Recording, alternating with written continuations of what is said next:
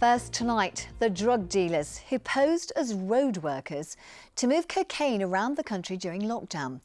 Stephen Leesrow and Matthew Warlow ran a multi-million-pound trafficking business from a small flat in Nottingham.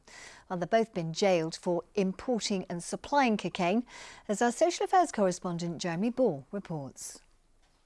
This is Matthew Warlow and Stephen Leesrow off to work in a flatbed truck. But it's a ruse. They're really off to collect cocaine from a service station.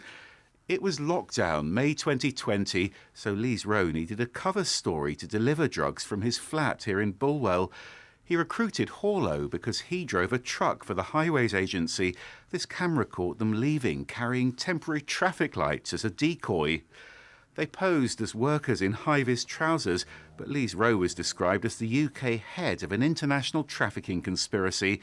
Over 4 months, the police say they supplied cocaine with a street value of several £1 million to organised criminal gangs across Nottinghamshire, the West Midlands and Greater Manchester.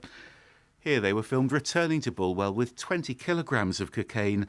A few weeks later, they made another collection, but they were caught red-handed. That's because when the pair arrived back at Leesrow's flat here at Springhead Court, the police were already waiting for them. And they didn't just seize drugs, they found cash, £90,000 hidden under the floorboards, along with a secure EncroChat phone. That's a system that's used by criminals. Stephen Leesrow tried to escape, but he broke his ankle jumping out of an upstairs window. Today he's been sentenced at Harrow Crown Court. Leesrow's been jailed for 13 years and 2 months for importing and supplying Class A drugs. Warlow admitted the same offences. He's already been sentenced to 10 years and 9 months.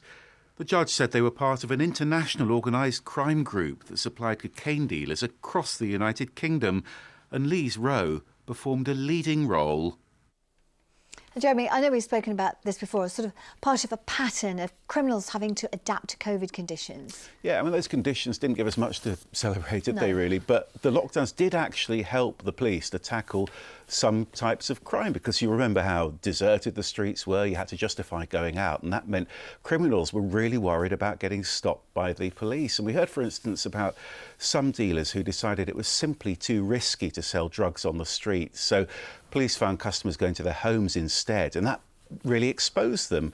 And I've been hearing more about this from a former detective who now lectures at Nottingham Trent University, who says this was all about dealers keeping up with demand.